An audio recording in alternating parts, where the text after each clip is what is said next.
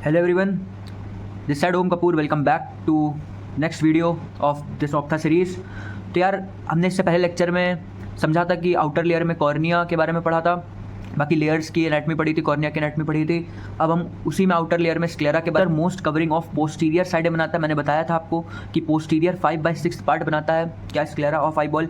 ये वाइट और ओपेक होता है, ये भी बताया था। किसकी वजह से होता है ये वाइट और ओपेक? ये कोलेजन फाइबर जो होते हैं, ये कोलेजन फाइबर जो होते हैं इसमें वो इरेगुलरली अरेंज रहते हैं, जिसकी वजह से ये लाइट को पास नहीं करने देते हैं। मैंने पूरी चीज़ लिख रखी है, आप बस एक बार रीड कर लीजिए, ठीक है। तो कोलेजन फाइबर्स की वजह से ये वाइट और ओपेक होता है। कोलेजन फाइबर्स कैसे अरेंज होते हैं? इरेगुलर बंडल फॉर्म में अरेंज होते हैं, दस द लाइट इसमें पास नहीं कर पाती है, दस the light can not pass through it, ठीक है।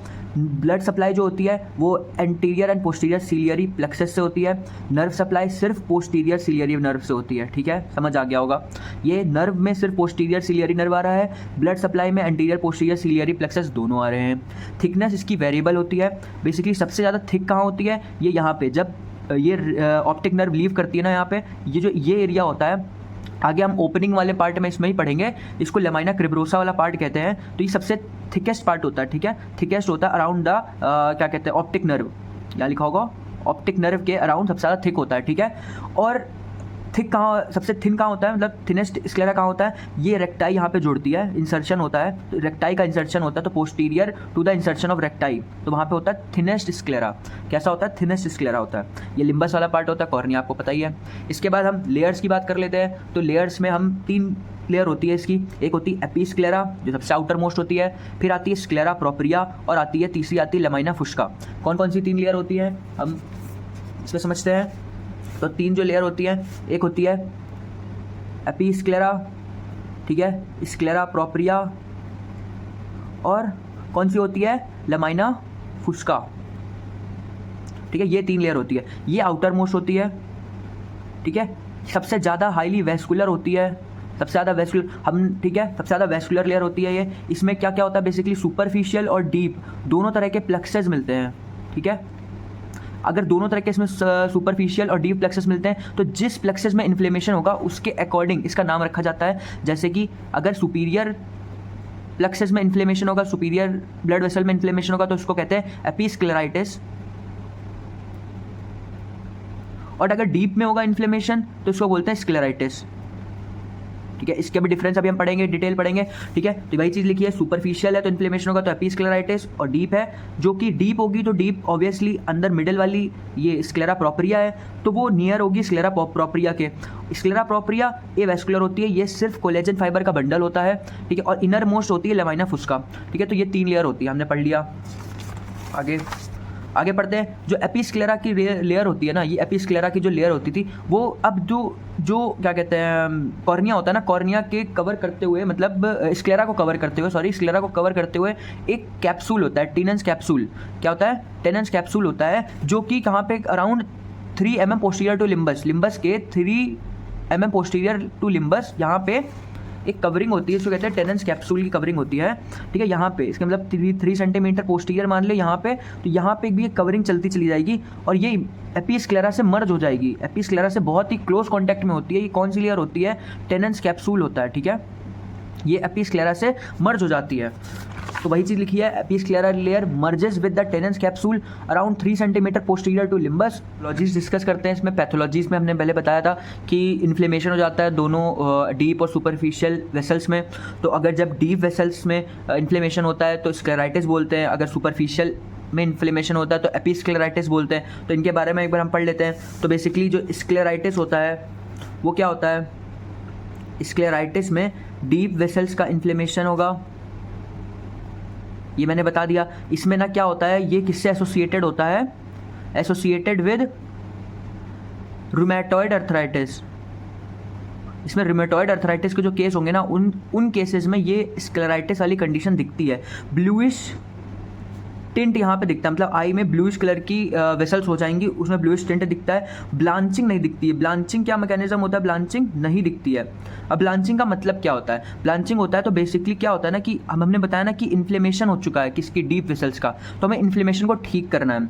इन्फ्लेमेशन ठीक करने के लिए हम वैसो कॉन्स्ट्रिक्टर देंगे। वैजो कॉन्स्ट्रिक्टर देंगे, जिसको हम लोग अब इसको टेस्ट भी बोलते हैं, वैजो कॉन्स्ट्रिक्टर टेस्ट करेंगे, ठीक है। वैजो कॉन्स्ट्रिक्टर टेस्ट करेंगे, इसमें हम क्या करते हैं, इसका प्रिंसिपल क्या होता है, इसका प्रिंसिपल ये लिखा है जैसे कि रिएजेंट डालते हैं आई ड्रॉप में, आई ड्रॉप के फॉर्म में रिएजेंट डालते हैं, कौन सा 2.5% फिनाइलनेफ्रिन का रिएजेंट डालते हैं, जिससे क्या होता है कि जो इन्फ्लेमेशन है ना वो रिवर्स हो जाएगा, जो इन्फ्लेमेशन रिवर्स हो जाएगा, pharmacological reversal of inflammation of vasodilation. कौन सा रिएजेंट डालते हैं, 2.5% फिनाइलनेफ्रिन डालते हैं आई ड्रॉप के फॉर्म में। अगर ये रेडनेस नहीं गई, इसमें क्या होता है कि ब्लांचिंग नहीं शो होता है, तो बेसिकली क्या होता है, जो इन्फ्लेम्ड आई है वो कंस्ट्रिक्ट नहीं करती है, तो रेडनेस रिमेन रहती है, या ब्लूइश जो टिंट है वो रिमेन रहता है, तो ये वैजो कॉन्स्ट्रिक्टर निगेटिव टेस्ट शो करता है। कैसा, वैजो कॉन्स्ट्रिक्टर निगेटिव टेस्ट शो करता है, ठीक है, समझ आ गया ना। वैजो कॉन्स्ट्रिक्टर निगेटिव टेस्ट शो करता है, कौन सा, स्क्लेराइटिस में। एपीस्क्लेराइटिस में इसका उल्टा होता है। एपीस्क्लेराइटिस में क्या होता है, सुपरफिशियल जो वेसल्स होती हैं वो इन्फ्लेमेशन हो रखा होता है, ठीक है, यहाँ पे रेडिश टिंट दिखता है। और एक चीज़ और कि यहाँ पे ये एसोसिएटेड था रूमेटॉइड अर्थराइटिस, ये आइडियोपैथिक कंडीशन होती है, ठीक है। इसके बाद क्या कहते हैं, इसमें ब्लांचिंग शो होती है, ठीक है। ब्लांचिंग का शो का मतलब क्या होगा कि यहाँ पे वैजो कॉन्स्ट्रिक्शन हो जाएगा, वैजो डायलेशन हो रखा था, वैजो कॉन्स्ट्रिक्शन हो जाएगा। मैंने लिख रखा है कि रेडनेस डिसअपेयर हो जाएगी, उसमें रेडनेस डिसअपेयर नहीं कर रही थी, रेडनेस रिमेन थी यहाँ पे रेडनेस डिसअपेयर हो जाती है एपीस्क्लेराइटिस में। बिफोर टेस्ट रेडिश टिंट है, वैजो कॉन्स्ट्रिक्टर टेस्ट करेंगे तो रेडनेस डिसअपेयर हो जाएगी, सुपरफिशियल वेसल्स जो है वो कॉन्स्ट्रिक्ट हो जाएंगी, उनका इन्फ्लेमेशन अब ऑल नहीं रहेगा और नहीं रहेगा। पेन नहीं होता है एपीस्क्लेराइटिस में, यहाँ पे पेन और टेंडरनेस की कंडीशन भी मिलती है स्क्लेराइटिस के केस में, ठीक है। आपको समझ आ गया होगा कि ब्लांचिंग का मैकेनिज्म क्या है, कि हमने ये आई ड्रॉप डाली है, ठीक है, उसकी वजह से ये रेडनेस डिसअपेयर इसमें नहीं करी है, इसमें डिसअपेयर हो चुकी है, बस इतना याद रखना है। अब एपीस्क्लेराइटिस के मैनेजमेंट क्या है, हमने वो लो डोज में एनसिड्स दे दिया है, ठीक है, या रिजॉल्व हो जाएगा जिसकी वजह से, तो वही चीज़ लिखिए मैनेजमेंट के फॉर्म में। अब टाइप्स ऑफ स्क्लेराइटिस दो तरह के होते हैं, स्क्लेराइटिस भी इनमें जो हमने पढ़ा उसमें दो तरह के होते हैं, एक नेक्रोटाइजिंग होता है, एक नॉन नेक्रोटाइजिंग होता है। हमें बेसिकली नॉन नेक्रोटाइजिंग के बारे में पढ़ना है। नॉन नेक्रोटाइजिंग इन्फ्लेमेशन के साथ आ सकता है या इन्फ्लेमेशन के बिना भी आ सकता है। इन्फ्लेमेशन के अगर साथ आएगा तो इन्फ्लेमेशन के साथ आएगा जो एसोसिएटेड रहेगा रूमेटॉइड अर्थराइटिस, जो मैंने बता दिया, रूमेटिक अर्थराइटिस वगैरह, ठीक है। और वेगनर्स ग्रैनुलोमैटस में क्या होता है, वेगनर्स ग्रैनुलोमैटस भी इन्फ्लेमेशन ऑफ ब्लड वेसल ही होती है, तो बेसिकली। और pan syndrome, paediatric acute onset neuropsychiatric syndrome में भी होता है, ये नाम याद रख लीजिएगा। एक मेन तो ये रूमेटिक अर्थराइटिस तो बहुत इंपॉर्टेंट है, इसको याद ही करना है। अगर विदाउट इन्फ्लेमेशन आ रहा है तो वो किस में आता है, स्क्लेरोमलेशिया परफोरेंस में। स्क्लेरोमलेशिया परफोरेंस क्या होती है, ये इसकी इमेज है, इसको देखिए। ये स्क्लेरोमलेशिया परफोरेंस में बेसिकली क्या हो रहा है कि जो कि आपकी वेसल्स है ना, ओनली डीप ब्लूइश वेसल्स जो है उसकी एट्रोफी हो जाती है, और क्या होता है, पेन नहीं होता है और ना ही कंजेशन होता है। इसमें बस क्या होता है कि डीप ब्लूइश वेसल्स की एट्रोफी हो जाती है, ठीक है। ये किसमें शो होता है, बेसिकली जो लॉन्ग स्टैंडिंग रूमेटिक अर्थराइटिस की वुमेन्स होती है ना, वुमेन में दिखता है, जो कि long standing rheumatic arthritis rheumatoid arthritis की पेशेंट होती हैं, ठीक है। समझ आ गया क्या है necrotising, non necrotising. Non necrotising inflammation के साथ, तो इसमें ये हो गया 3 कंडीशन, वेगनर्स रूमेटिक अर्थराइटिस और पैन सिंड्रोम। विद इन्फ्लेमेशन में स्क्लेरोमलेशिया परफोरेंस है, जो कि वुमेन में दिखता है, जो लॉन्ग स्टैंडिंग रूमेटॉइड अर्थराइटिस की पेशेंट्स होती हैं। इसमें होता क्या कि एट्रोफी हो जाती है ड्यू टू इन्फ्लेमेशन, किसकी, डीप ब्लू वेसल्स की, ओनली डीप ब्लूइश वेसल हो जाती हैं, और क्या कहते हैं, पेन नहीं होता, कंजेशन भी नहीं होता। क्या होता है, बेसिकली लिम्बस होता है कॉर्नियोस्क्लेरल जंक्शन, जैसे कि मैंने पहले भी आपको फर्स्ट वीडियो में बताया था क्या होता है। इसके पास ना लिम्बल स्टेम सेल्स होते हैं, इंपॉर्टेंट पॉइंट है। लिम्बल स्टेम सेल्स कैसे होते हैं, प्लूरीपोटेंट सेल्स होते हैं। ये इनके पास एबिलिटी होती है to differentiate into conjunctival cells, corneal cells और स्क्लेरल सेल्स बनाने की इनके पास एबिलिटी होती है, ठीक है। इनके पास एक स्पेसिफिक मार्कर होता है, ये क्या कहते हैं लिम्बल सेल्स का, दैट इज क्या होता है ABCG2, ये स्पेसिफिक मार्कर होता है, इंपॉर्टेंट पॉइंट है।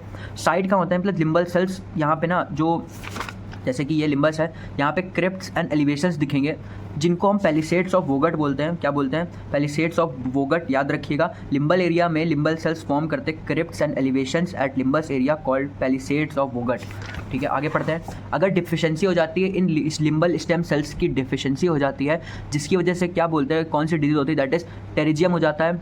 टेरिजियम हो जाता है जिसकी वजह से कॉज बाय द, ये बेसिकली किसकी वजह से होता है, इन्वायरमेंटल फैक्टर्स की वजह से होता है। होता क्या है, ट्रायंगुलर फाइब्रोवैस्कुलर ग्रोथ हो जाती है ऑफ द डीजनरेटिव सब कंजक्टाइवल टिश्यू ओवर कॉर्निया। अरे सिंपल भाषा में समझो कि ट्रायंगुलर फाइब्रोवैस्कुलर जो है ट्रायंगल शेप की एक लेयर चढ़ जाएगी किसके ऊपर, सब कंजक्टाइवा से कॉर्निया प्रेजेंट नहीं होती है तो कंजक्टाइवा की लेयर कॉर्निया पे चढ़ाएगी, बस इतना याद रखना है, ठीक है। और जिसकी वजह से क्या होगा कि बोमेंस लेयर और स्ट्रोमा जो तुम्हारा कॉर्निया का है वो डिस्ट्रॉय हो जाएगा, ठीक है। बोमेंस लेयर हमने पढ़ा था कि कॉर्निया का है और स्ट्रोमा भी कॉर्निया में होती है, तो वो डिस्ट्रॉय हो जाएगी क्योंकि कंजक्टाइवा की लेयर कॉर्निया पे आ जाती है, ठीक है। फीचर्स क्या होते हैं, ट्रायंगुलर ग्रोथ और with the apex towards the cornea, apex cornea की तरफ होगा। स्टॉकर्स लाइन दिखेगा जिसमें क्या है, iron deposition front of the apex के फ्रंट पे आयरन डिपॉजिट होगा। विजन का भी लॉस हो जाएगा, ठीक है। ये सारी कंडीशन क्लिनिकल फीचर्स होते हैं जो कि लिम्बल सेल्स में अगर डिफिशिएंसी हो तो दिखेंगे, या कह लो टेरिजियम पे दिखेंगे, ठीक है। Cause due to the deficiency of limbal stem cells deficiency. Opening क्या है स्क्लेरा की ना, अब इंपॉर्टेंट पॉइंट है ये हम आगे भी काम आएगा, इसको याद रखिएगा कि 3 ओपनिंग होती है या 3 अपर्चर होते हैं स्क्लेरा के।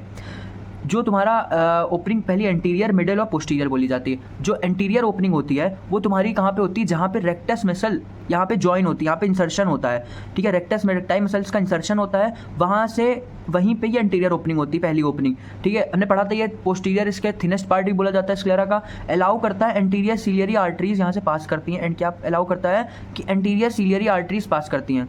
मिडिल पार्ट जो है ना वो 4 mm बिहाइंड द इक्वेटर, जो इक्वेटर है इसके 4 mm बिहाइंड पीछे प्रेजेंट होता है, और यहाँ पे वॉर्टेक्स वेन एग्जिस्ट करती है। कौन सी वेन आती है, वॉर्टेक्स। ये दोनों तो ठीक है, बट सबसे इंपॉर्टेंट पोस्टीरियर पार्ट है। जो पोस्टीरियर पार्ट जो हमें ग्लोकोमा वगैरह में भी काम आएगा कि उसमें हम पढ़ेंगे कि लेमाइना क्रिब्रोसा का नैरोइंग हो जाती है, तो पोस्टीरियर क्या होता है, लेमाइना क्रिब्रोसा बोला जाता है ये पार्ट, जहाँ से क्या है ऑप्टिक नर्व या कह लो कि रेटिनल गैंग्लियन पास करते हैं। तो सीव लाइक ओपनिंग होती है to transmit optic nerve formed by fibres of retina, वही चीज़ लिखी है, फाइबर्स ऑफ रेटिना के फाइबर्स फॉर्म करते हैं, रेटिनल फाइबर्स यहाँ से पास करते हैं, ऑप्टिक नर्व पास करती है तो उसको मदद करती है। एंटीरियर में एंटीरियर सीलियरी आर्टरी को पैसेज देती है। तो ये था जो पार्ट था, ये आउटर मोस्ट पार्ट था, ठीक है। हमने इसमें स्क्लेरा ऑफ लिम्बस के बारे में पढ़ लिया है। आई होप कि आपको समझ आ गया हो। नेक्स्ट लेक्चर में हम यूवियल ट्रैक या यूविया के बारे में डिस्कस करेंगे। ओके बाय, मिलते हैं नेक्स्ट लेक्चर में।